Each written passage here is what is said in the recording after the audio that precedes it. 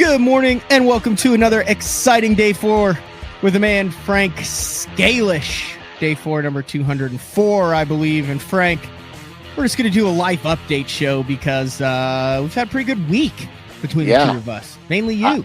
Well, I think your week was better, actually. No, I think your week was better. Well, then we're on the same page. All right, we both had good weeks. First of all, good to be back live. We had a recorded show last week. I was in Mexico competing in the PanAmerican Sportfishing Federation Bass Championships on Lake Cuchillo in China, Nueva León, Mexico. Where, from what I see on all the posting, you guys plastered them. We absolutely drilled them, but while I was there, and we will get into that in the second half of the show, news broke on May 30th. And we're going to kick the show off with this, and I'm just going to read the headline from Cleveland.com. It's on all the news sources. The title is Ohio Bass Fishing Hall of Fame announces inaugural class of 10 inductees. There it is, right there. Uh-oh. That's you. And then if you scroll down, it says the Ohio Bass Fishing Hall of Fame has unveiled its first ever class of inductees, honoring 10 individuals who have made significant contributions to the sport of bass fishing in the Buckeye State and beyond. The inaugural class includes Fred Arbogast, Homer Circle, Steve Clapper, Nick Cream, Glenn Lau, George Plosky, Frank SCALISH Sr., Joe Thomas, Larry Williams, and Ron Yurko.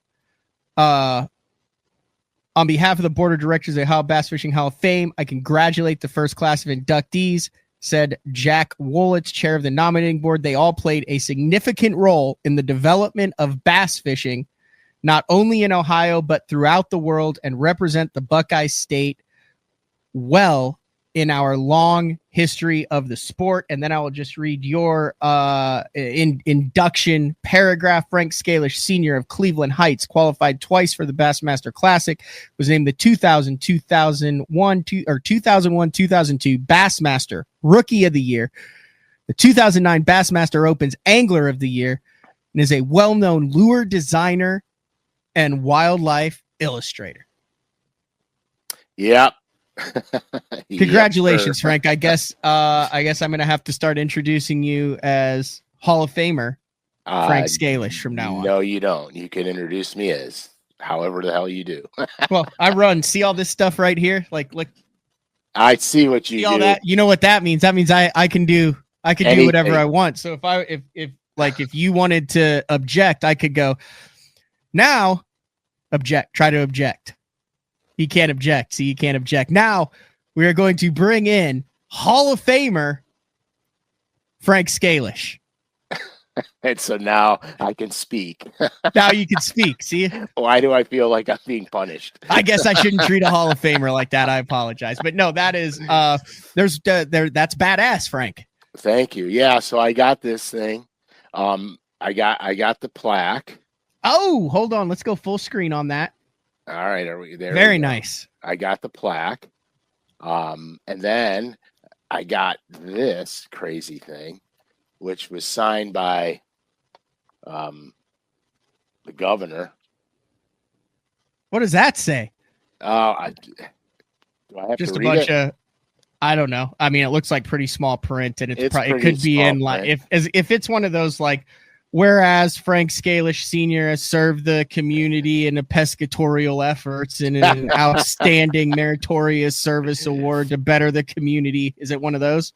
It just says, as you are inducted into the Ohio Bass Fishing Hall of Fame on behalf of the state of Ohio, we congratulate you as you are inducted into the inaugural class of the Ohio Bass Fishing Hall of Fame. Your commitment and dedication to preserving the legacy of bass fishing in Ohio has made a positive difference for the sport in the state. We commend you upon receiving this tremendous recognition, and we extend our best wishes for continued success. Clay brings up a good point. We need to have all of the BTL Day 4 listeners there when they unveil the statue of you at the Sandusky boat ramp. That Sandusky boat ramp will get a statue of Steve Clapper, my man. That's fair. Me. That's fair. Yeah, that's not me. That's him. He'll be on that statue. It won't Well, be me. you actually, what people don't know is there are actually 3 lakes in Ohio that have bronze full-size scale statues of Frank Scalish. However, Frank refuses to name any of the lakes, so no one knows where they are, nor have they seen them. You have to be very careful in this state because our lakes are so small that any little thing that gets out could trash them. I mean, just trash them.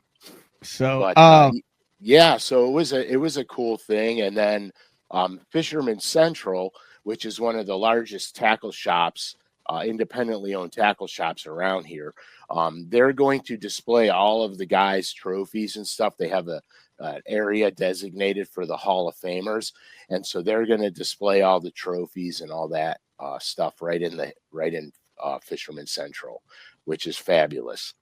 How did you find out what? Oh, there you guys. Did you have to go to a pomp and circumstance event? No, somebody I know let the cat out of the bag a little bit early, and I wasn't supposed to say anything, but I wasn't actually in it. I was just on a list of guys that could be in it. And so I kind of knew this thing was going on, but to be very brutally honest, I didn't even know we had an Ohio Bass Hall of Fame. And I guess Jack Wallett's. Well, this is the inaugural group. Right. So he's an outdoor writer. Him and a bunch of guys, Ray Halter, Mark Hicks, a bunch of guys got together and they created this thing. And so now now it's for real. And then I made the cut, clearly. The OG Day 4ers know what was up. Yeah, exactly. So we might as well let the cat out of the bag. So after I knew I was on the list, I didn't know that I was voted in yet.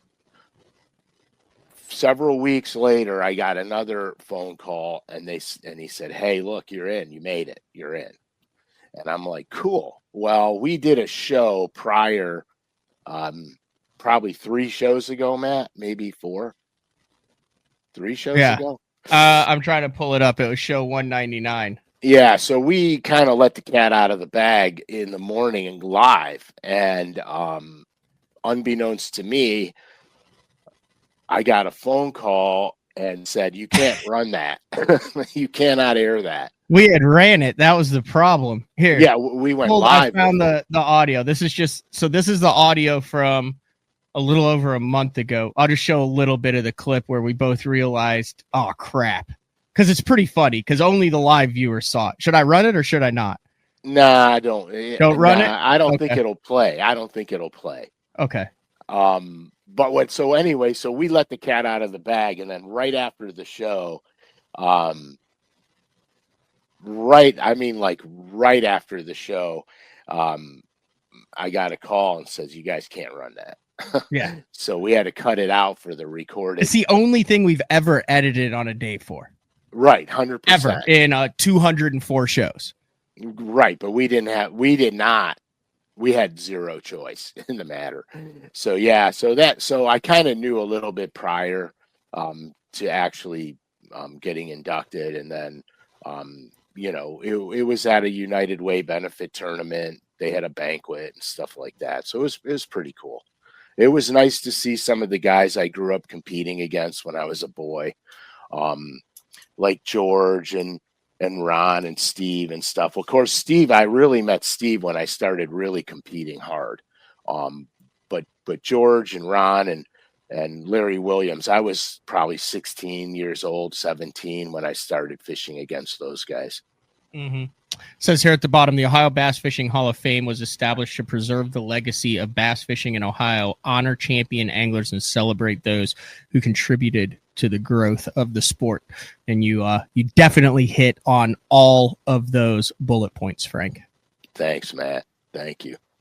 So do you get like free entry into tournaments now, or like a free pack of worms at Fisherman Central, or like what? There has to be some perks. The perk of all of this is this show, the fan base, the fact that I can continue to work in this industry and pay my bills.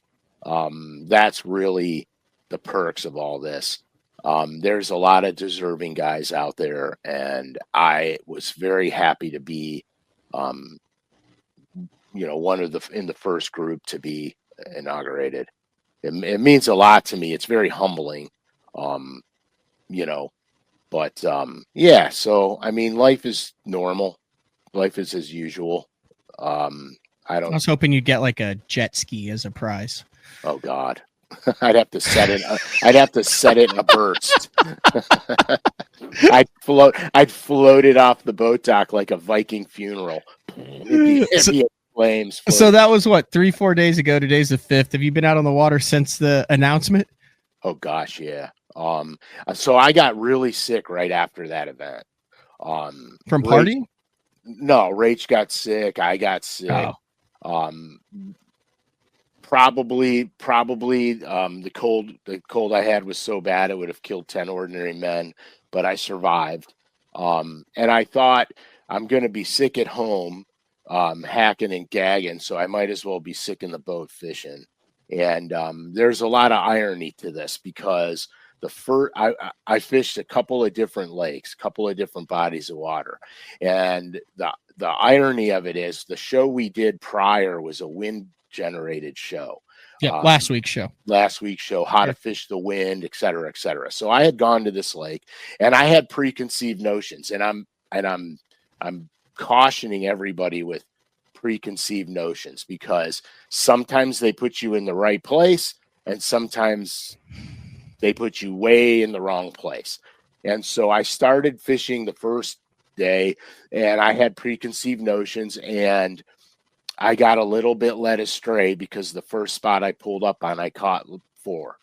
And I'm like, oh, okay, they're out here already. This is good. And so I wound up, and the wind was honking. It was like 15 to 20. And I started fishing offshore, and I couldn't catch them. And I was losing my mind because right off the rip, I caught some. And I was losing my mind. And as the day progressed, I'm like, I got to throw a spinnerbait on some of these windy points and rock bars. And I went out and I started honking a spinnerbait. I was throwing a 1/2 ounce covert is what I was throwing. And I started mashing them. And the wind saved the day for me because I really screwed up most of the morning chasing a bite that really wasn't there. And then I went and played the wind and absolutely throttled them.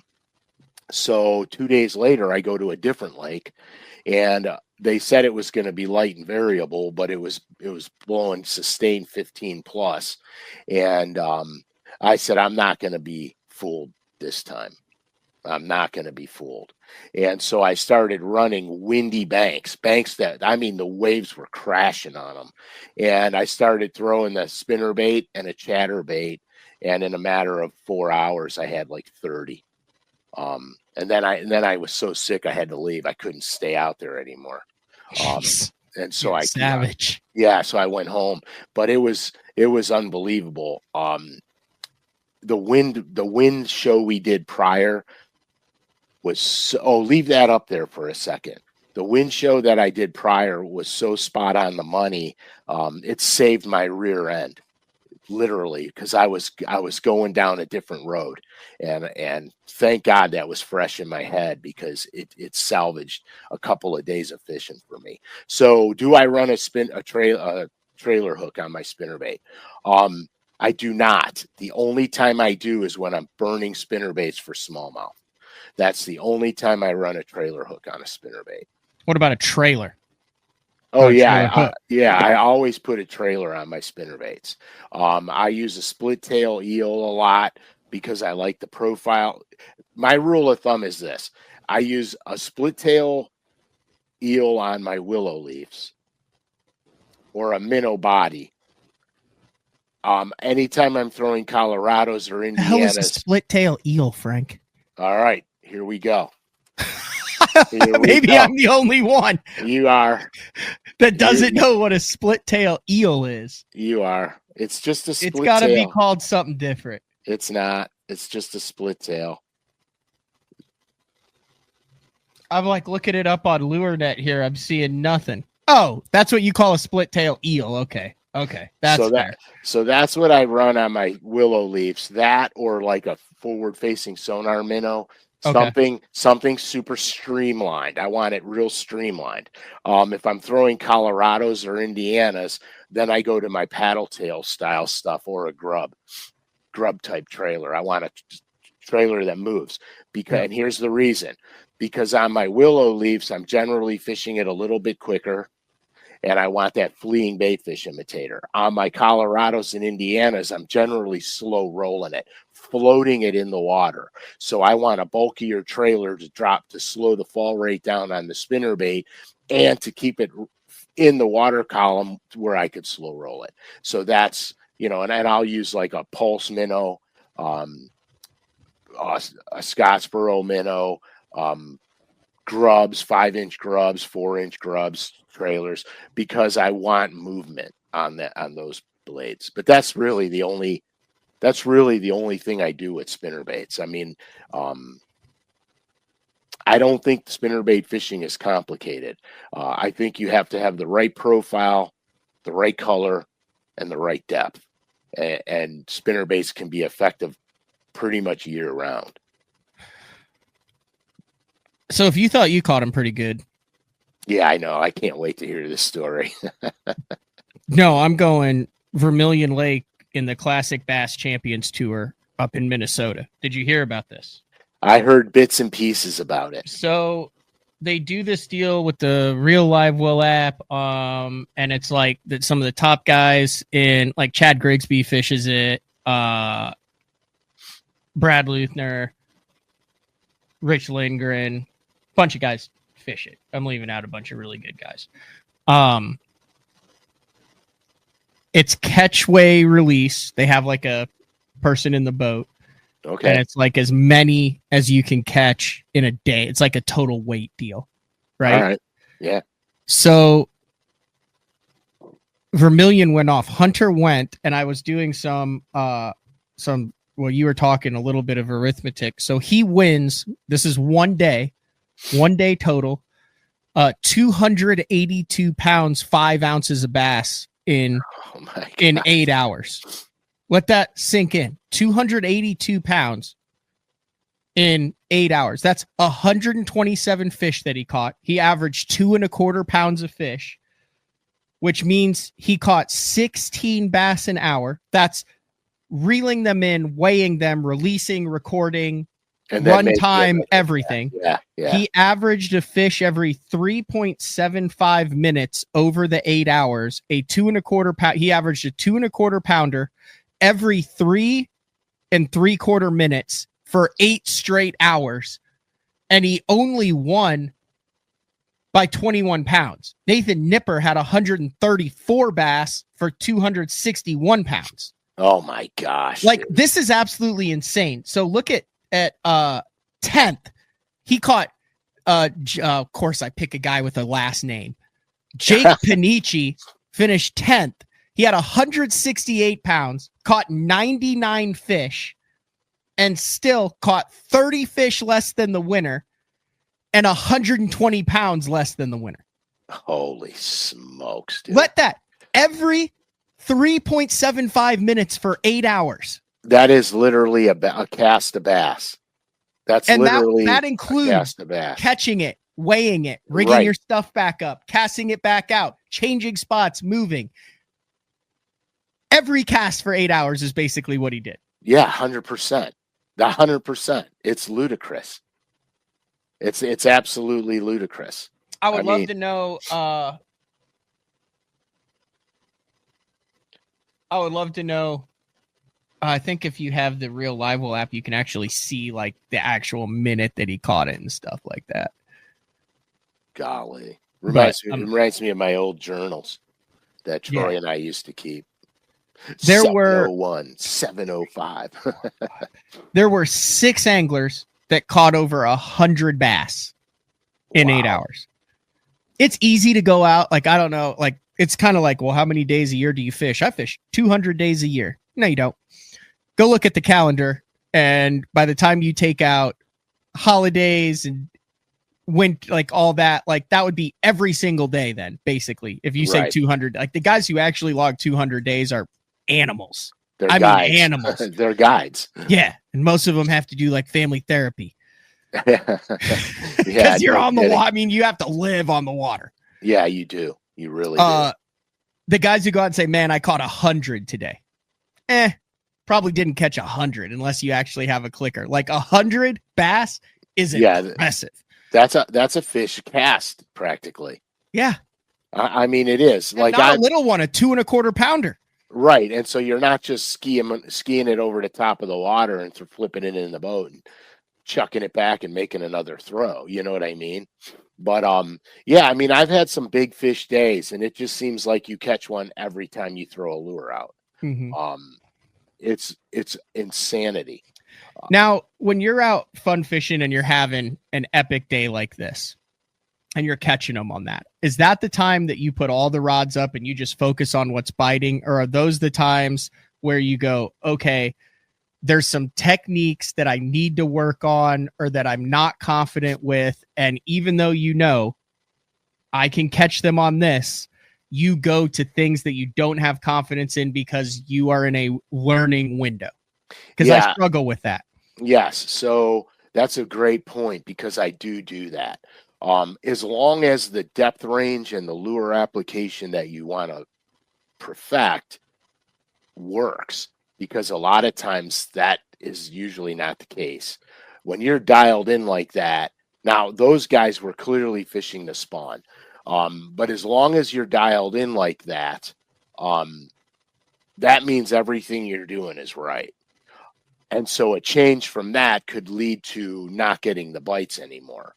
The weird thing is, the other day when I was out, I was focusing on wind banks, and the wind banks had to have hard bottom and rock on them, which was equivalent to the show prior to the wind show. Had to have hard bottom and rock on them, and the key factor was they were on the grass edge, but they weren't on the outside; they were on the inside. And so I had to parallel. So in the morning, I caught 4 or 5 flipping. That clued me into where they were in relationship to the grass on the inside edge. But I had to get my boat on the inside edge and parallel the bank to catch them. I couldn't do it casting at an angle or perpendicular to the bank. I had to be parallel. And so consequently, it ruled out damn near every presentation I had except for the chatterbait and the spinnerbait. Because it was the only thing that I can fish that effectively with that kind of wind. When I threw swim baits and stuff, it was so windy that I would get the wind bow in my line, and it would pull the bait to the bank. It wasn't, because it was like at an angle, you know what I mean, coming in. So I couldn't fish it effectively. So I had no choice, and that turned out to be a 3-rod day. I had a flipping stick of chatterbait and a covert spinnerbait. That was the day. It just gave me that, that's what it gave me. Even though I did try other things, because I try to always get the biggest bites I can. Now the fish I was catching weren't terrible. I would have been happy with that, but I always try to get the biggest bites I can, but it just wasn't giving it to me. Most of the bass I caught were between 2 and 3 pounders. I couldn't catch 4s and 5s. And that's because the spawn is over. Those fish were moving out. The smaller fish were still in. And I had to take what was given to me, predicated on A, how I was feeling, B, I didn't even get out there till 10:30 because I wasn't even going to go. And so I maximized the 4 hours I spent on the water, and all I wanted to do is go hammer on some bass. So that's what I did. Frankie doesn't have any faith in you there. Yeah, he knows. 5 there, Pops. Yeah, he knows where I was at. That's why he says that. Here, we got into a lot of other stuff, but man, there's been some good fishing questions, and that's what this show is about. I have also dealt with this too.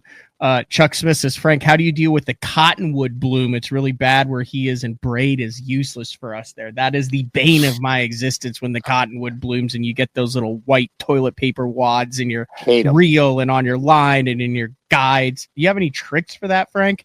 Well, I don't have tricks about keeping them off your line, but the best way to get them off your line is to flick your line.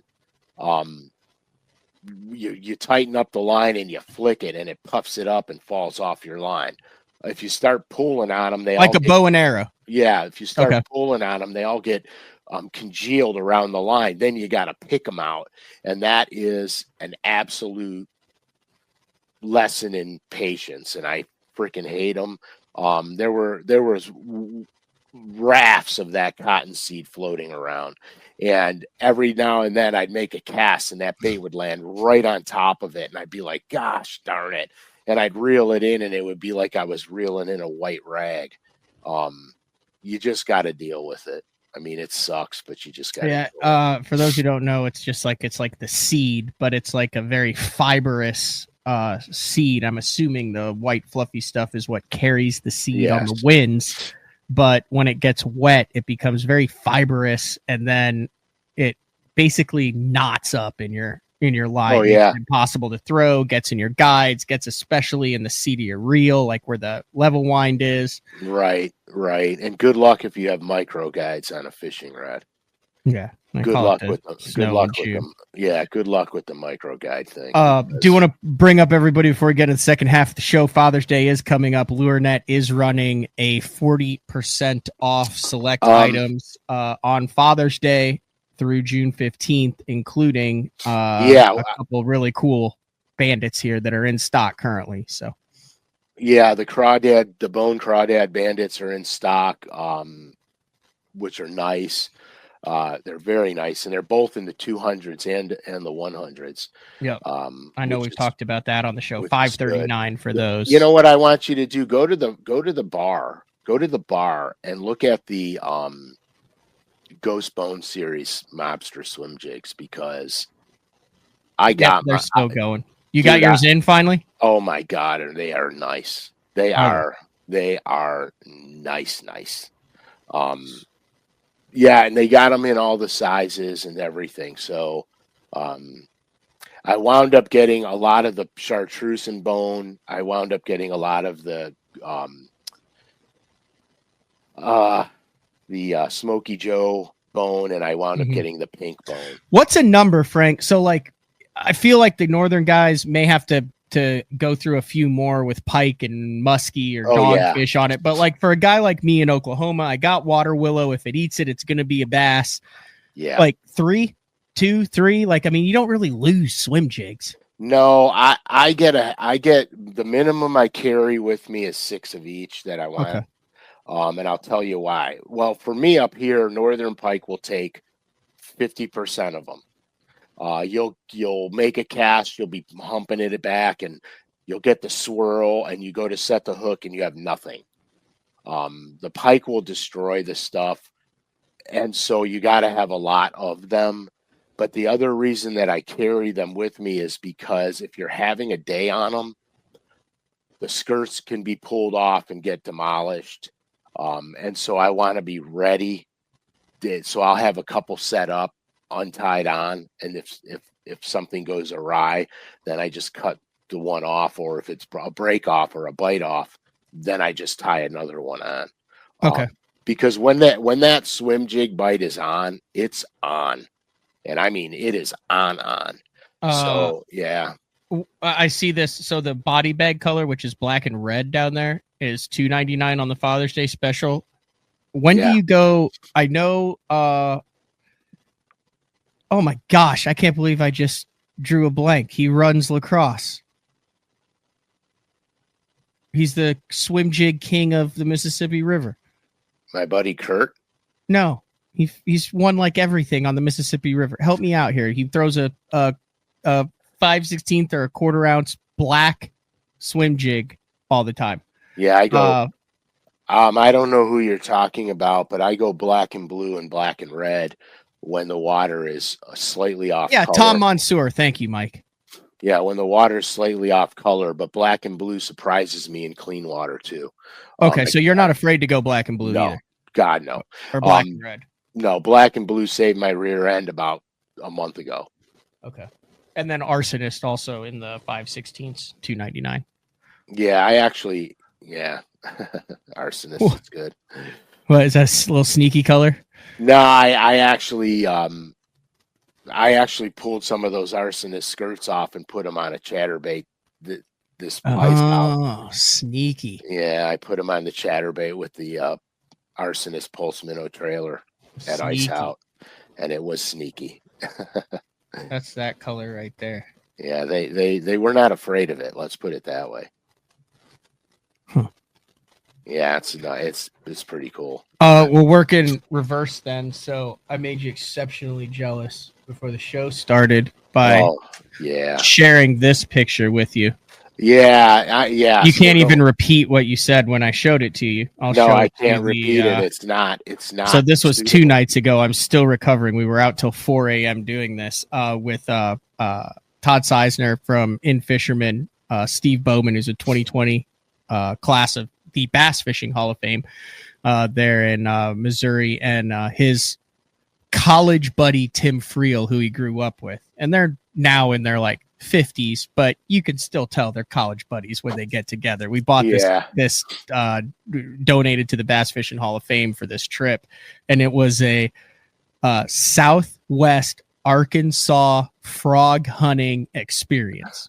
Yeah, I get in the boat with these guys at like 9:30, 10 at night, and I've known Steve for forever, and Tim, real easy to get along with. And I said, so like, guys, I said, is there like a KVD of frog hunting around here or something? Because it's like a big kind of cultural thing down there. And Bowman goes, you're in the damn boat with them. I mean, dude, these are like frog hunting legends. So like, look at this. I'll post this on Instagram later. There you go. Oh my God. 29 jumbo bullfrogs. My first time ever like actually going out and hunting for them. Most of the time, there we go. Most of the time it's just like 1 or 2 at the pond where you hook them on the bass jig and then you keep them for the legs. But this was the whole shebang. Flat bottom boat in this like 8-mile private kind of bayou. Everywhere there's red gator eyes. A lot of water willow and coontail with big cypress knees, and then boom, you'll see the white belly, and he goes in hot. You've got the bar light on the front. You're like leaned over the front of the boat, and then boom, you snatch it. That is outstanding. It is a top 10 experience trip. If any of you guys have a chance to go do that, I highly recommend it. Like, look, here it is right here. Like, look at this. Keep it there.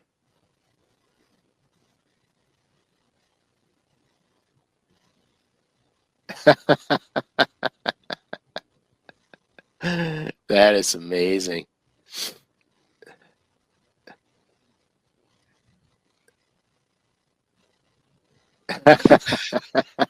Dude, it was so much fun. That is so good. And have you ever done that? No, I have not gone out at night gigging them or grabbing them, but I made flies. I made little damsel flies with hooks in them. And right now, I hate you more than you know. Oh my gosh. I made frog leg. Damsel flies, and then we'd go out and dangle them in front of the frogs in the daylight, and they eat them, and you hook them and put them in the bucket. Yeah, dude, I'm so jealous right now. I mean, so tender. Yeah, and thanks for eating them in front of me. Keep talking. You're supposed to share, Matt. You know that? You're supposed to share. And you're not. And that's sad. So here's the deal. I think you think I'm rubbing it in, but I think the limit was like 15 frogs a piece or something like that. Which is we were a couple short of our limit, but we only ate half of them, and I vacuum packed the rest. So the next time you're in Oklahoma, oh, there you go. We'll thaw out a pack of the frog legs because Juice came over from Juice's Jigs, and he fancies himself a chef, so he also did. So if you notice, that one was fried. So look at the texture on that. that is smoked on the Traeger for 30 minutes. And then I finally have the Blackstone up and going, completely seasoned everything. So then blackened, smoked and blackened on the Blackstone. That is money. Just a completely different experience. Just as flavorful, but much richer. I mean, this is top notch frog legs right here. Yeah, that's money. That's money. Yeah. So speaking about cooking, so I tweaked my crappie recipe out a couple months ago. Because I was watching the cooking channel, and I watch cooking competitions all the time. I'm kind of addicted to them. And so I was watching the cooking channel, and they were doing fish, and one of the chefs said, I got to keep this crispy, because they knew it was going to sit before the judges ate it. And so he's added white rice flour to the mixture. I'd never heard of that. Yes. And so it took me a minute to get my quantities right. So what I wound up doing is to make my dredge, which I do a dry dredge on crappie. So to make my dredge, I did a full cup of white rice flour, a half a cup of all-purpose flour, and a half a cup of Bisquick. That's my breading. And then I add cayenne pepper, ground black pepper, salt, and a little bit of thyme. And yeah, that's exactly what I use right there. Bob's Red Mill organic stone ground white rice flour. Yes. And so then I soak the crappie fillets in cold water. I lift them out of the cold water and throw them in my dry dredge and shake them up and then fry them. And oh my God, dude, they're light. It's not like a heavy starchy breading. It doesn't absorb the oil on it to where you feel like you're like, oh, after you've eaten a couple fillets. Right. It's super light, and it is crunchy as could be, and it is perfectly golden brown. I mean, they look like something, in a Bon Appetit magazine. I sense another In the Kitchen with Uncle Frank episode. That was one of the most viewed episodes, is when you were in the kitchen and we did crappie fillets. Yeah, I mean, it was, but now I changed it, because holy smokes, man, this is the real deal. I gotta put these over here. I want to eat the rest of them. Yeah, I'm starving to death, and I'm watching you eat those, and I'm salivating like. You know what else I have in there? I have a whole Ziploc bag full of flathead catfish belly chunks. Oh, man, the redneckery is top notch in Shawnee, Oklahoma right now. That is fabulous. That is fabulous. So speaking of top notch in Oklahoma. Oh, that's it.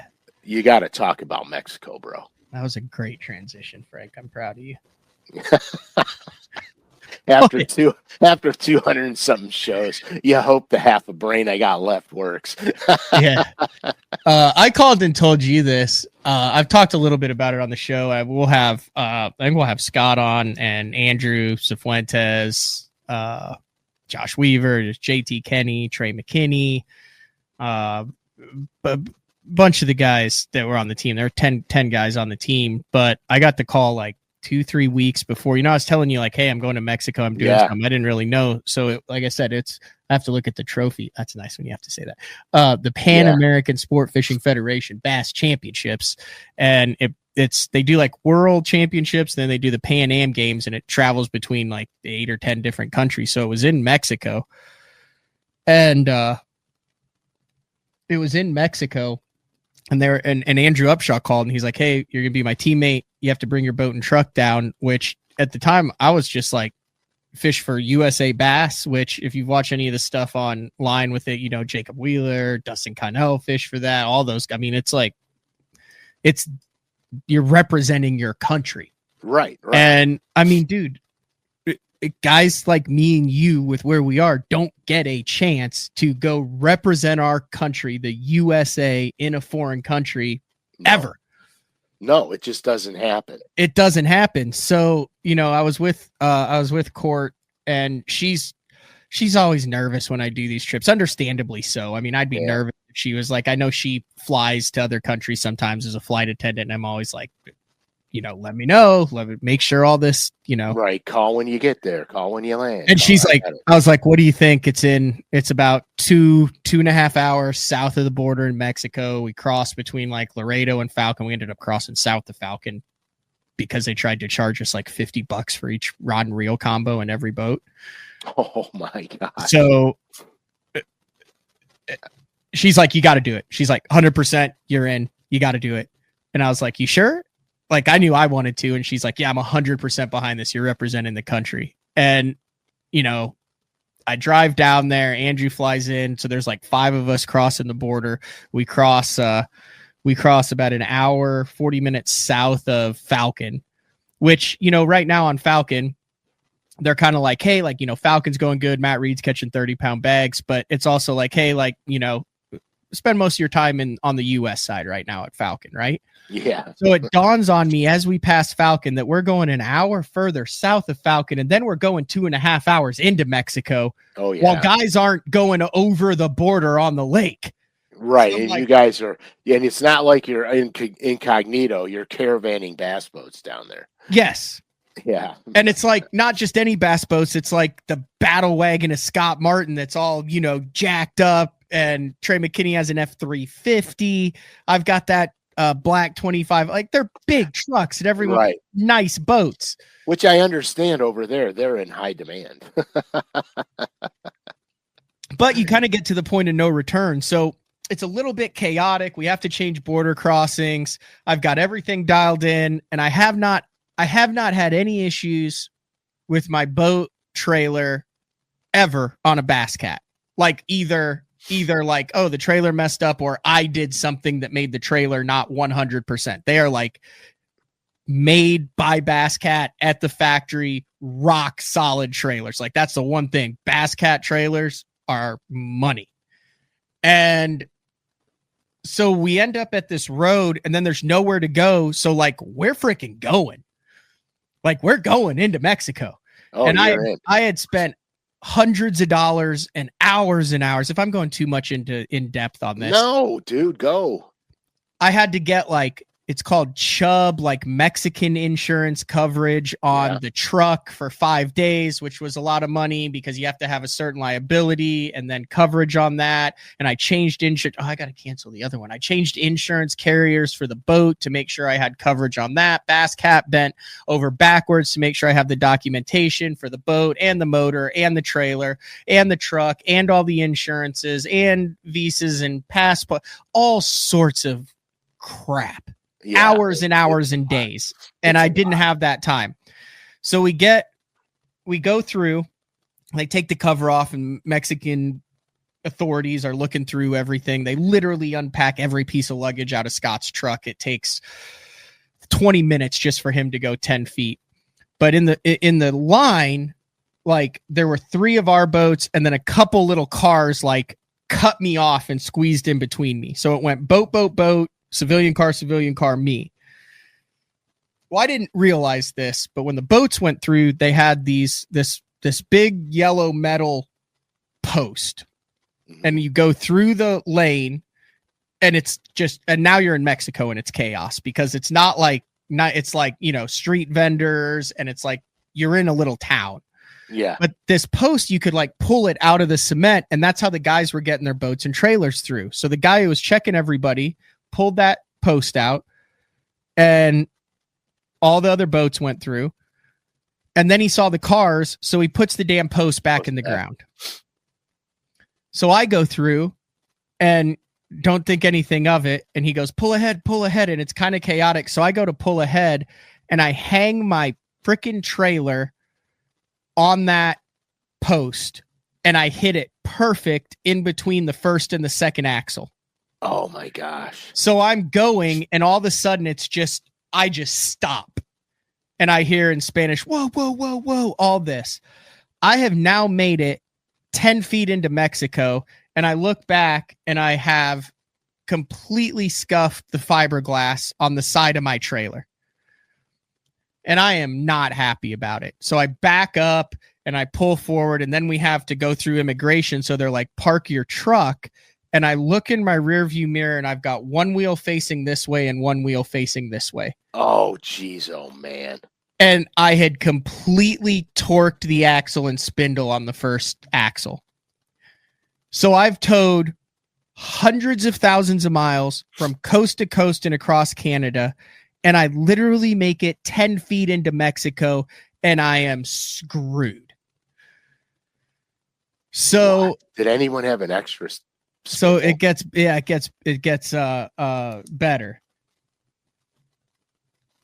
So I end up having to go and I park it. Well, we're parking it in this dude's like auto body shop, which he comes out and then hustles us out of $10 American just to park the truck and trailer there. We're like, holy crap, this is bad. So I get my impact wrench. I've got all that stuff. We pop it off. Yeah, we're screwed. So fortunately, Mark, who kind of runs the Team USA org, he goes, my dealer gave me a spare spindle. Oh my God, are you lucky? But here's the thing. This thing was torqued like on, so we couldn't get it off. And we're in right across the border. We got people coming up to us, like a lady comes up with like food. You have to give her a couple bucks. Guy pulls up in a cart with like mangoes and seasoned mangoes. So you got to give him a couple bucks. It's right. I still haven't gone through anyway. The immigration stuff took 6 hours to get our team with 5 people through. The truck was too big to go into Mexico. So all of us had to unhook, drive around for them to take pictures of the truck, and then they put a bounty on the truck that you don't get back till you come back through Mexico to make sure you don't go in and sell it. So at one point, I'm across the Mexican border south of Falcon with my boat jacked up in a sketchy auto body thing in Mexico with 3 wheels on it, all the tools out, and a jacked up axle, while my truck is 500 yards away getting pictures taken of it by Mexican authorities. Unbelievable. So like at that point, you're just like, all right, I'm along for the ride. It's going to be a hell of a story. So what we end up doing is the Canadian guys were there. I can't remember his name. He's a badass dude, big. He towed a single axle trailer 38 hours from Canada down to Mexico, but he had a bunch of tools, couldn't get it off with a hammer because it was welded on. So we've got a police escort and we end up getting to the lake, which is phenomenal. The town is phenomenal. China, they did a great job of making sure everything was safe. We would go to taco stands there, but the whole way there, I'm rolling 3 tires and it's Mexico, so it's not exactly ideal highways. A lot of it's good, a lot of it's bad. But I mean, every time I look back, that tire looks like it's about to pop. But I get there. Long story short, at the end of the week, we got the tire, changed. So, and so now you're sporting all 4. Yeah, but it wasn't until the end of it I want to make sure I got his last name. So Dale Black, who runs Gamma Fishing Line. Okay. He's like a part-time mechanic. Like in his spare time, he knew it. So he knew how to put that spindle back on, bleed the brake lines, the whole 9 yards. And we're out after we've won double gold and all this at midnight in the parking lot of our Mexican resort with a hammer borrowed from Canada and an anchor that I had in the boat. So I was legal on the Great Lakes, just trying to pound this spindle off of the axle. And he, he's probably 50 years older. He was on his back after cervezas at the ceremony and got me up and going so I could roll 4 wheels home. So big shout out to Dale Black, Mark Schlarb for having the spindle, the Canadian guys for help hooking it up with stuff. Hey, and shout out to Team America because you guys plowed them. Yeah. No, it was good. I don't know. I'm just trying to get everything back in order now, but the lake was cool. So when I got that call, I was like, man, I don't know why I got that call. It kind of, like I said, it was kind of a last minute deal. I said that in the post. Upshaw was like, you can fish with me. Talked to Scott Martin about it. He's like, we want you on the team. I mean, I was obviously not the first option for that, just with as many guys that have been on Team America, but you take into account that you've got the BPT going on. You had NPFL that was there that week, like just in order to make it. Upshaw and Canterbury, who won that event, had to fly into Laredo. And then there's just a bunch of guys that couldn't, and a guy canceled, and they said, do you want in? And I said, yeah. So that's how I ended up on the team. But if you remember when I went down to El Salto with Pro Bass Adventures, they have the LVS 34s down there. And I was the only guy who had ever big minnowed 6, 7, 8-inch minnow on El Salto. And I was looking at that lake. They'd fished it 6 years ago with Team USA. And I'm like, dude, that's going to play. So I told Andrew right away, I was like, dude, I think this is going to play. And sure enough, it was, no nets down there. They're trying to actually turn it into a destination trophy bass fishery. Typically, you're not allowed to keep them. The tournaments that are down there, you can only keep one over 20 inches. There's all sorts of like Mexican DNR. Like you couldn't barely even hold your fish up to take pictures of it. So they're trying to turn it, into a destination, like which it's about 20,000 acres. It's phenomenal. But, we got out there the first day, and Andrew had done a lot of map work, and he had a hummingbird map that showed the lake when it was like 14 foot lower than it currently was. And he had gone through and marked everywhere where there was like little rocks sticking up. And we knew that was in like 15 foot. So it took us about a day and a half to figure out that like all the rock, we'd go to some and not catch much. Then we go catch like an 8-pounder off of one. But if it was adjacent to the channel or adjacent to a deep drop, those post-spawn fish were sitting on that rock. They hadn't made it offshore. And I told him this, Frank. I told him this on the water. I said, dude, on day 4 with Frank, these fish down here spawn differently. They start in like December and they go through May or June. Correct. Kind of Florida style. Yeah. But the post-spawn fish stay connected to the bank. 100%. Because there were rock piles offshore where you could catch a pile of 2s and 3s, but the biggest we ever caught out of it was a 5-pounder. Every single giant that we caught was adjacent to a spawning flat with a point or a rock ridge that had a rock pile on the tip of it that dumped off into 25 or 30 water, and they were 4 feet of water, and they were all attached to the bank. And that was 100% a day 4 show that you did when locating post-spawn offshore largemouth. Dude, that is so cool. That makes me happy right there. The other cool thing, and you've scoped with me, you've seen the floaters, you've seen the fish on the bottom. And when we were there with some of the best live scopers in the world. JT Tompkins, Trey McKinney, Joey Cifuentes, they've won combined millions of dollars. Oh, yeah. Joshua Weaver. And Scott. I mean, Scott was like the OG live scoper. But one of the things, and it was kind of luck, but also because, I fish with Austin Cranford a lot here in Oklahoma, and he had a 43-pound bag this year out of a lake in Oklahoma, and I only had 3 that day. And it really chapped my ass that he caught 20 fish over 6 and was culling 7s, and I couldn't catch a limit. So I spent a lot of time with him in the boat afterwards, and they're fish on the bottom that you cannot see on live scope. Yeah. So you have to fish for them, but you have to identify what the bottom is, and they are belly on the bottom. You might see a little bit of blip. And that was the same way at El Salto. So Andrew and I get out there. He's identified all these areas. I let him run the boat 98% of the time because he had a game plan, but he had never big minnowed either. And I was like, this is my jam. Perfect teamwork. That's how teamwork works. And we get to one and cast, and I'm like working it, and like 1 rises off the bottom, and then 2 rise off the bottom, and then 3 rise off the bottom, and then it just gets heavy. And it was like a 9-4. And we just ran that all practice. And by the end, we had about a dozen spots that we felt comfortable we could pull up and catch one between 7 and 10 at any given time. Oh my God. Dude. So the first day we were kind of, So what Andrew would do is He would look at that map with the point. We were able to have a map that just showed the creek channels, Lowrance map, a Navionics map, but it had no contours. It just showed the creek channels. So then we cross-referenced his Humminbird with where the creek channel showed on the Lowrance. So he would have his phone in his hand. We would have the map up here, and then he'd be looking at aerial stuff 3-in-1 as we idled.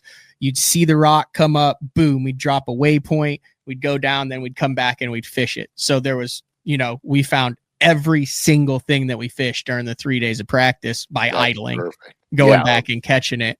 And the first day was so nerve-wracking. So this is not a big deal in the United States. It's a big deal to the other countries, though. There's hundreds of people there. They're sending the best guys from their country. You're talking Colombia, Dominican Republic, Canada, Mexico, South Africa. There's this it's not a province, it's in Ontario, but like Turtle Island, which is like a tribe up there. It was awesome. They have this like Indian anthem where it's like, oh yeah, and they're like super cool dudes. Like sat there and played the guitar one night with them. I didn't play, I listened. But dude, it's cool to watch like them look at the big name pros, like a Scott Martin or JT or a Trey or Cifuentes, Weaver, and they're like, dude, like they watch them all, they know them all, they're sending their best from the country, and like that vibe hit on the first morning. So like there's all sorts of videos and stuff that'll come out of it. I don't get nervous with tournaments anymore. I was freaking nervous as hell on that first morning. Oh, I could imagine. Like we'd been catching 30 to 40 pounds every day of practice. We cannot drop a team because USA brought 5 teams and they have your best 5 scores. I'm talking too much here, Frank. No, you're good, man. I want to know. So they take your best 5 scores, and we brought 5 teams. So you could not drop a score. So if one of the teams sucked, that's an anchor. Yeah, that's an anchor around the neck. Like you're toast. So we worked really well together, like incredibly well together at the night. We'd go over maps and things like that. Like Andrew and I were really dialed in. So like Scott Canterbury jumped in my boat. He jumped in Scott Martin's boat. One time Josh Weaver jumped in my boat while he jumped in with Joey Cifuentes. Then like Scott jumped in Trey's boat and JT. And then JT ended up fishing with Mark, and then Trey ended up fishing with Dale. So there's all sorts of like puzzle pieces that are moving because everyone has to catch them. And that first morning we get out there, and Scott has one of his camera guys with me. I'm wearing a damn chesty. Andrew's running 2 cameras for the Let's Fish TV show that he's going to do on it. And I'm like, I've got I don't wear a jersey. I've got the Team USA hat on, the USA jersey. Mm-hmm. All these other countries are there. And I'm like, damn, we're like representing USA fishing on this. It was cool. I was so nervous. I did not enjoy the first day because it was a grind. Fortunately, I caught one almost 9 with a couple hours left. That I caught Andrew caught like a 7. I had a 6. We caught it like an 8.5, 9 later in the day. But at the end of the day, Andrew was like, dude, you like did not talk during the day. And I talk a lot. And I was like, yeah, dude, I was about to like throw up most of the day. I was like such a relief. And then, so like we were in third, JT had 36, Scott had 35, Trey had 29, we had 30, Cifuentes and Weaver had 24, 25. The second day, dream day. Dream day. Were you calmer the second day? Yeah, I was much calmer. We started out, we caught a 6 and a 7 in the first couple hours, filled the limit out with 4s. Then we did this thing where you can weigh your fish because they're very careful about fish care there. So we went in at 11 and we weighed the 6.5 and the 7, right? Right. So then we had 3 4-pounders in the live well, and it was 11. We kind of knew bait because you can call during the day. So the first day, this is the other thing. Scott called and he's like, we just caught a 9. We've got 7, we've got 28. This is less than an hour in. We've got 28 pounds. Then Trey would be like, I just caught an 8. I've got 27 pounds. And then JT's like, I got 32. And we're sitting on like 3 for 11. And it's like totally screwing with our heads because we were the ones who were just smashing them in practice. Right. Anyway, the second day it starts out, we catch a 6, we catch a 7, we fill it out with 4s. It's still slow. We know it's a tougher bite, but we've got those 2. So we weigh them in. It was like 2 for 13.75.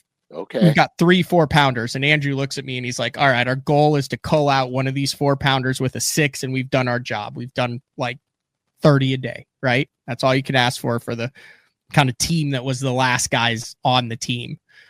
So we go to the first spot, deep rock, and Andrew goes, hey, let's slide out a little further and see if we're missing anything. And sure enough, there's another little rock drop from 25 to 30.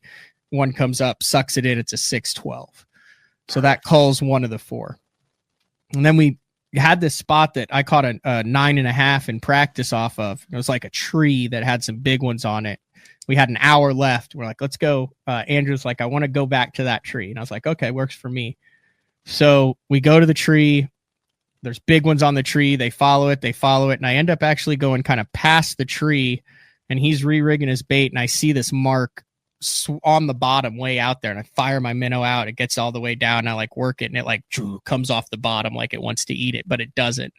And I said, no, you can't cull those 2 once they're weighed in. So we had a 6 and a 7. So then we had a 6.5 and 2 4s, and I see this thing come off. And I said, dude, that fish looked active, because like 1 out of 20 would respond to it. I said, that was the biggest one we've seen all day. And Andrew stands back up front, and I said, look, there it is right there. You can kind of see it on the bottom. And I cast the minnow out. I'm like, dude, get it down there. And I pump it one time, and it's just heavy. And I reel into it, and just this beast that looks like myself. Like if this is the screen right here, this is what you could see. And I reel into it, and it goes, and it was on. Oh, and man. I fought it for a minute, just peel and drag, and it was a 10-4. Oh my gosh. So that called out one of the other 4s. So we go nuts after that. So now I've got a 6 and a 10-4 in there, and a 4-pounder. And then like 15 minutes later, I cast to a little rock deal in the same area. Can't see any fish, start working it. And one just shoots up and grabs it. And it's just, zzz, and it was a 7. Oh my God. So we had like a 6, a 7, another 6, a 10, and a 7. And we went in, and we had almost 37 pounds on the second day, and ended up winning first place gold and big bass. And USA finished 1st, 2nd, 3rd, 4th, 5th, won the overall by 70 pounds.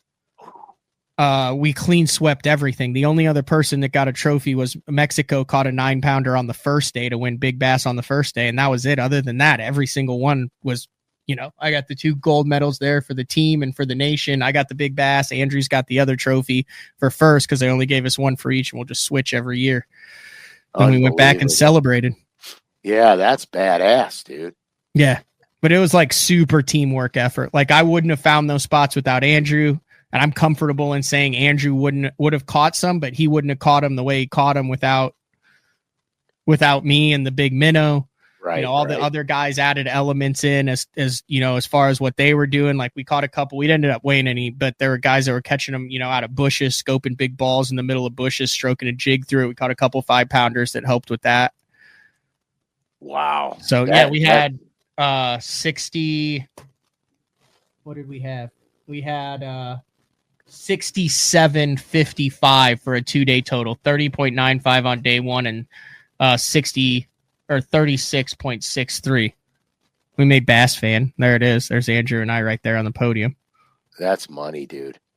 So that's cool. That is super cool. Yeah, so it'll be out on Scott Martin's YouTube channel. I would assume, I don't know why, when, within the next couple months, but Andrew Upshaw documented it for the Let's Fish TV, which is on Bally Sports Network nationwide. It'll also be out on YouTube. Then that airs in a couple weeks. They're working on the show there. Day 1 will be a show. Day 2 will be a show. The only thing I'm a little upset about is I kind of freaked out when I caught the 10-4. We both kind of did. Like Andrew air humped the net a couple times, and then I have my hands on my head and I'm going, oh my gosh. Oh, and my voice went like way higher than I would have liked it to. And then I didn't realize it, but like, even though I was off camera, you can still hear me. Like I sound like a grackle. I'm going, oh my gosh.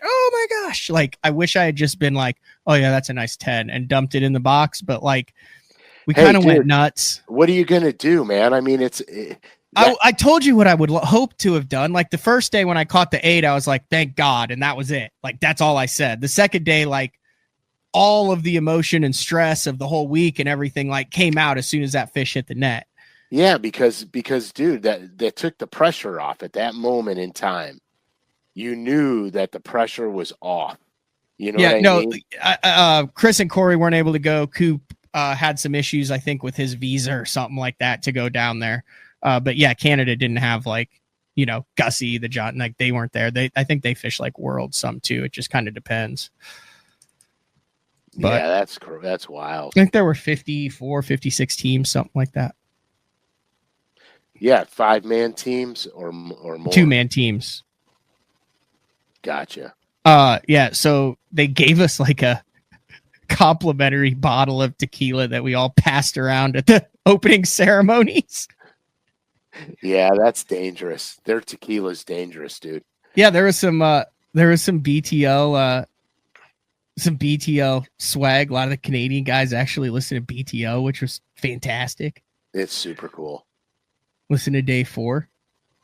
Yeah, James Fishy said cool. I was there with Canada rocking my BTL shirt. But no, it couldn't have gone. And then all the other teams ended up catching them too. I mean, it was one of those things where we kind of got back on the second day and looked at each other and we're like, dang, that was badass.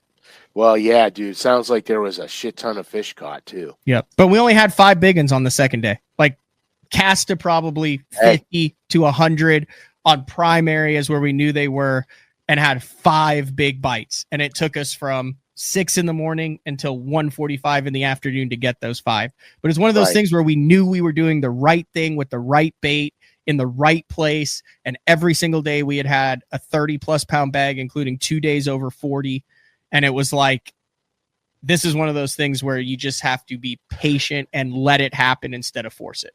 Right. And here's the thing. And this is what I say all the time, especially to Frankie.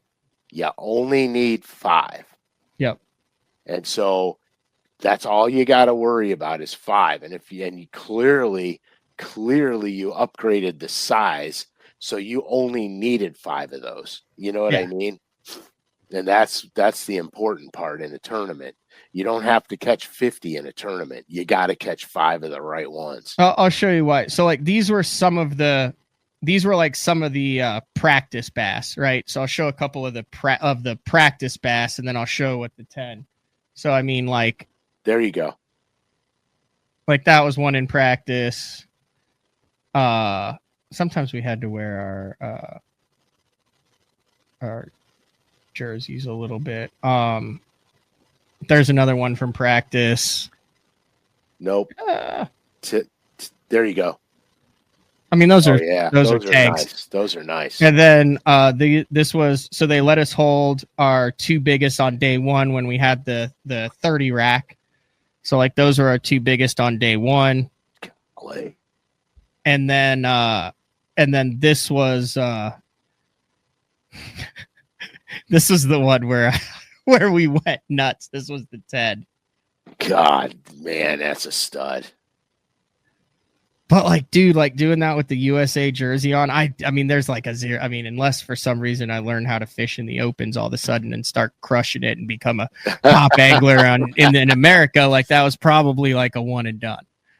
Dude, that you can't complain about that. Yeah, no, we caught maybe, I don't think we weighed in a fish that was off of a tree.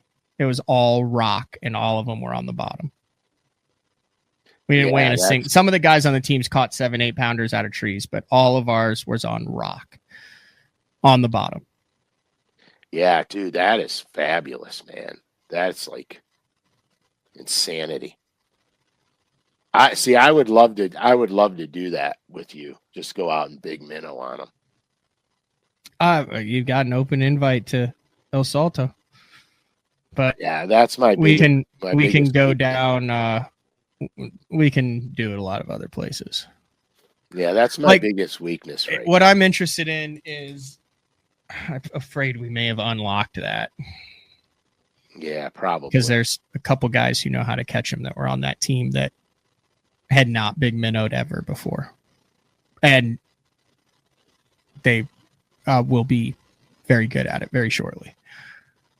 Hey, That's the education, man. Yeah, but also like just the team aspect of working with Andrew. We've roomed with the Opens for the last 5 or 6 years, the ups and downs and all that. We never fished a tournament together. You don't know how you're going to work with someone when money's like when the pressure is high and you're the stress of the moment. Dude, like the first day he was like, "It's okay, buddy." Like he calmed me down so much. Like he literally, like I told him at one point, I said, "This is where I spin out." And he's like, "Well, I'm here. We're not going to spin out now. We're good." I said, "This is where I would spin out in the Opens." Like I could feel it happening. And he's like, "We're good. We'll get the train back on the tracks." Dude, we got 2 hours left. Like you're the best big minnower on this damn lake. You don't think you can catch one? You don't think over the next 6 spots we roll up, you're not going to catch another big one? Give yourself some credit. And I was like, "Yeah, you're right." And then I did. And he was like, "See, I told you." Yeah, but that's where being honest and open works. Yeah. Because he knows your personality. He knows you. He knows your capabilities. So he'll stop you from self-sabotaging. You know what I mean? Yeah.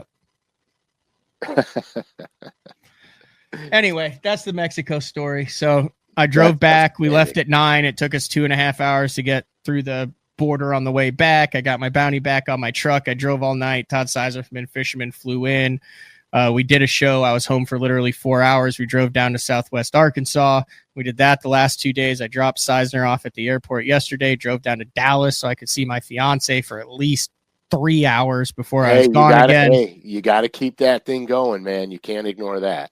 Got back at, what time did I say I was just getting back? 7:30. Yeah. Fired up the show. As soon as I'm done here, I got to hook up the boat. I got to take care of some business. I'm headed up to Minnesota for my buddy Adam Bartuzek is having his bachelor party, which is not a bachelor party. It's a fishing trip on a lake. I'm going to go Idle Leach for a day and then stop by Omnia on the way back and do a show Tuesday. And then I think I'm back in town for like 3 full days. So. Okay, so go check your trailer tire. Yeah, so here's the thing. It's in a little bit. Everything is fine on it. It is going to wear, but the brakes are fine. They're fully bled. I have no noticeable wear on that tire, no noise, nothing on it. It tracks true. It's just slightly in, which I know is going to create wear. I needed new trailer tires in the future. I've got a spare. Oh, I also forgot the day after that happened, I got a flat on the other side, which Joey Cifuentes carries a portable air compressor, and I would highly recommend everybody carry a portable air compressor. Yeah, I have one of those in my truck. Yep. It's paramount. Yep. I have tire repair kits, compressor, all that stuff. The only thing I don't have is a spindle spare. Which I need to start doing that too. But I think I'm good to take it up to. You just better stop and you better check it when you fuel up, and you need a spare before you go up there. Knowing that tire is towed a little bit. Yeah. You got to have a spare on a rim. Because I do. It's in the back of the truck, and I've got an impact wrench. I literally changed it in 3.5 minutes at the boat ramp when I got a tire in it. All right, good. Well, dude, have fun, man. We'll see. Yeah, the game last night, dude. I don't think McDavid lets him lose this year. I think if you look before Gretzky went on his run with the Oilers, they actually lost that previous series to the Islanders. And if you've watched the documentary, Gretzky's documentary, when he talks about that, he said they were in the locker room and they were fine. They were young, like the Oilers. You know, McDavid's been in the league 8 years now, but the Islanders were beat up, and he said that was where they realized what they had to do to win cups. It's a rematch against Florida. Florida's already won it. It's been so many decades since a Canadian team won it. I think Oilers in either 5 or 6 here. I mean, they were down 3-1 last night. Came back to win 4-3 in Edmonton, defend the home ice in overtime. Between Draisaitl and McDavid, I think they can overcome maybe a soft goal or two that they'll let in. But I mean, I don't see how they don't put up 3 to 5 goals a night, even against Bobrovsky. Yeah, That's my unofficial official breakdown of the Panthers Oilers series. Hockey Talk Live coming at you. Yeah.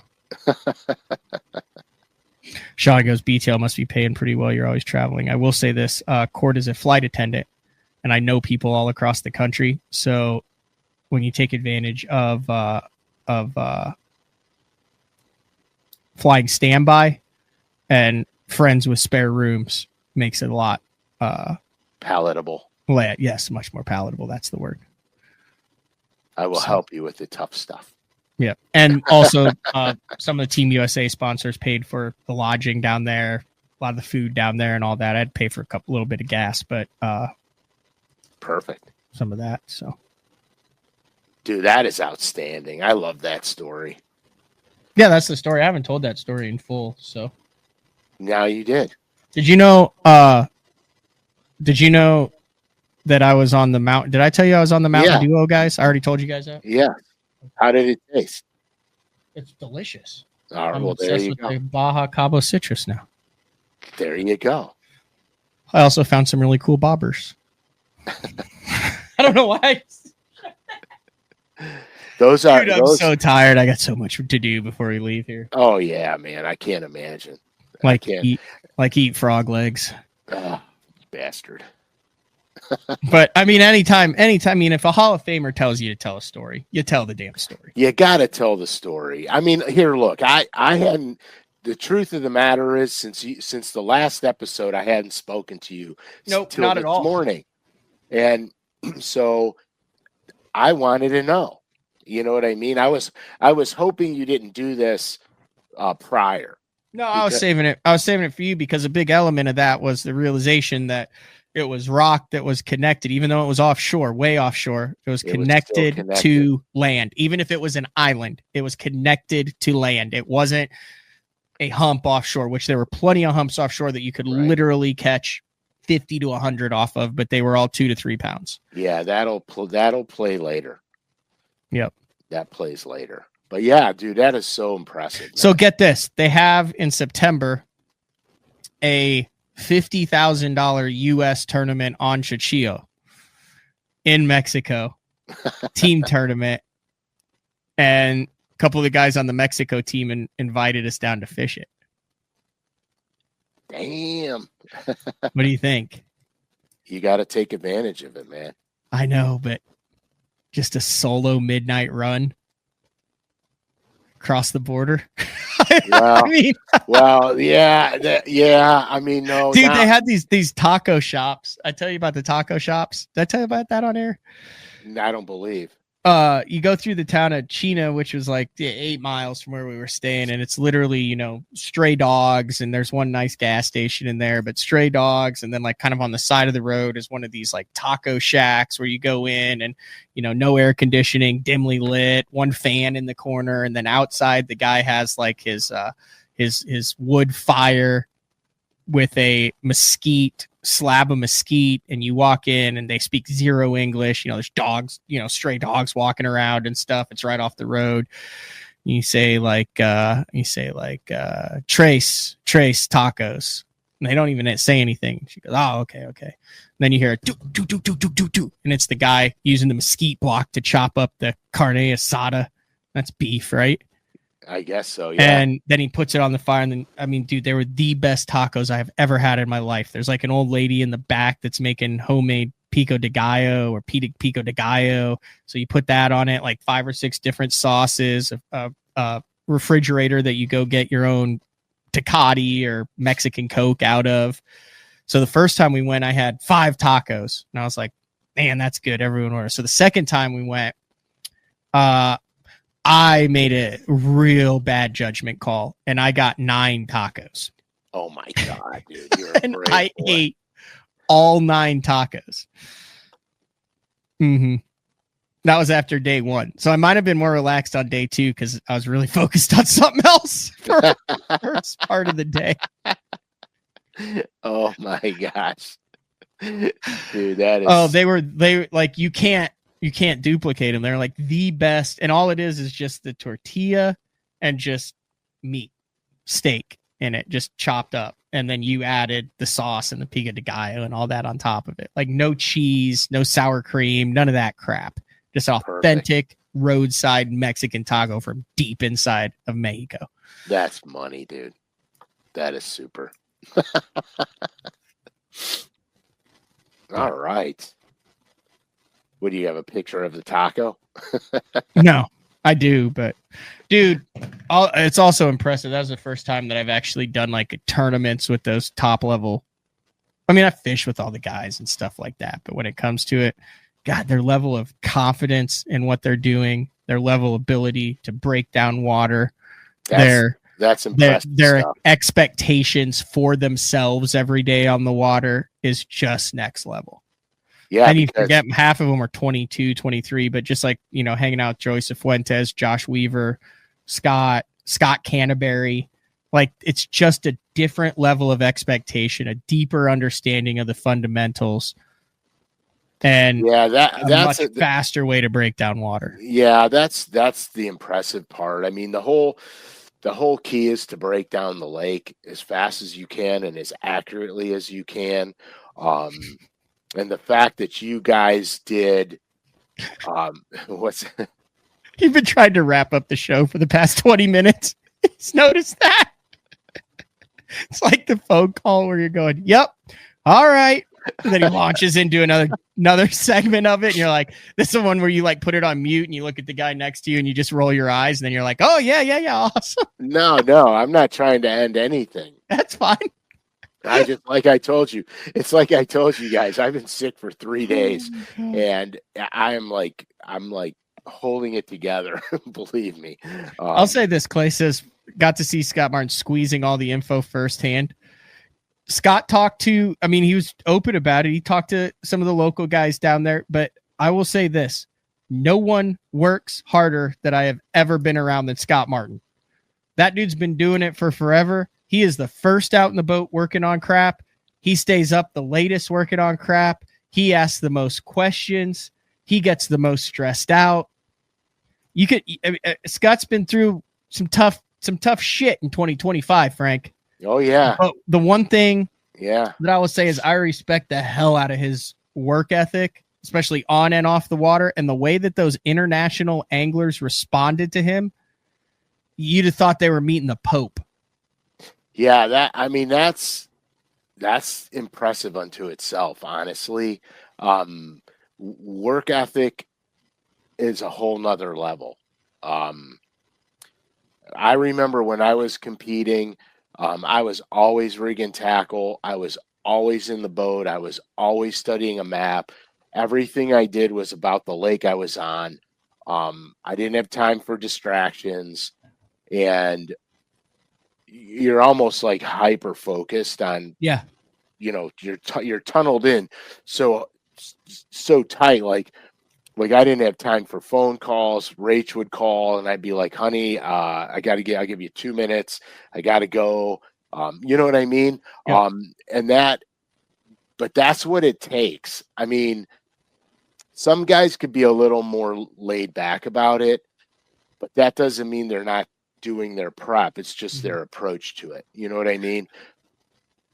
But that's what it really takes. Yep. I do have several of the USA Bass hats like this, the Richardson 112s, so the official USA Bass hats, American flag on the back that Mark is sending to me. So we'll be giving a couple of those away on day 4. Which means you should be receiving them by 2027. That's so funny, dude. All right, I'll let you go. I know you got stuff to paint. Oh, please. What's your update? When's the next paint? People ask that every show. When's the next Frank SCALISH? Like, what's coming? Just a loose timeline from the Ohio Bass Fishing Hall of Famer on when we can get our hands on some new colors. I did do another signature series. It will probably release in the next 4 or 5 months. 4 months. It's a very cool series. I will say that. I've got some limited run stuff done. That'll be coming out soon. There's a lot of baits coming out. I've been like a mad scientist. There's a lot of baits coming out, and they're going to be coming out soon. That's the best I got because I don't really even know. I like it. Congratulations, we had a meeting. Thank you. We had a meeting this morning, which I wasn't able to attend because I was on the show. That probably would have given me a little bit more info. Thank you, Matt. Congratulations on you guys too. That's a hell of a performance. Thank you. I'm exceptionally proud of it.